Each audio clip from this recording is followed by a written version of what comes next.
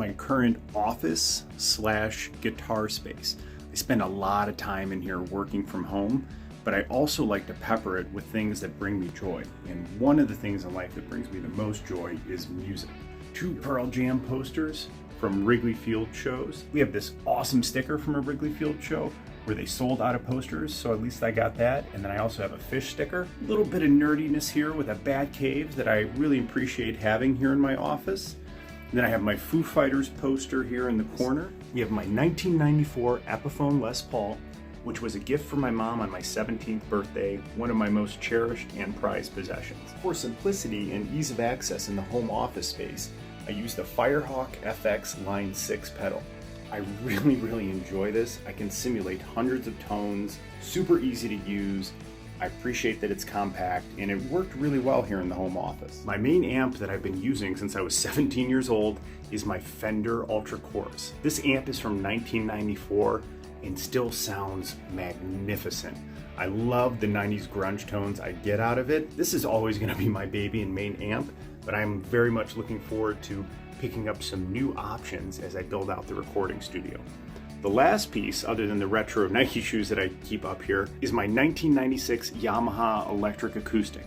I bought this while I was in college because we played a lot of Dave Matthews Band songs, and I wanted to have one I could plug right in and play directly into my amp. All this will be moving down into my basement where I'm going to build out a play space and recording studio. First step to building my sonic sanctuary is to clear this top shelf of all the loose action figure collectibles I have.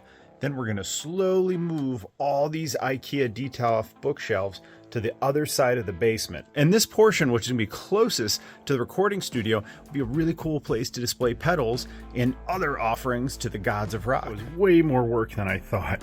Now that that area is cleared out, we're going to vacuum it. So I took 4 DTOF shelves and I put them next to each other in the back, and then I moved that large bookshelf right next to it, and then my little cupboard under the stairs there's door can almost fully open with it.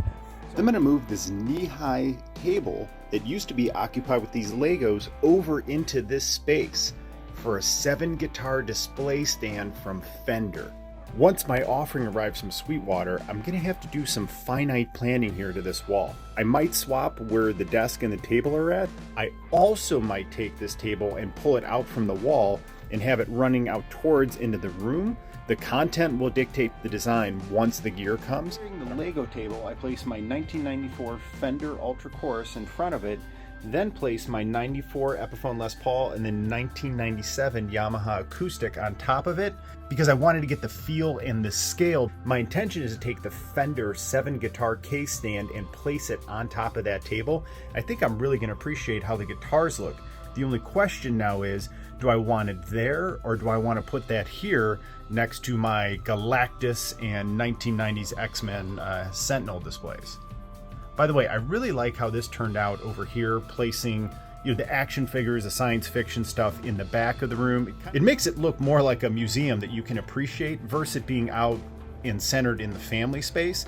And then it really opened up this area as well. And as I step back, I have quite a bit of space here just to stand and play guitar, man. And I think it's great, man. I can explore the space.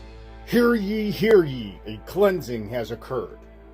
May the gods accept this humble sonic offering.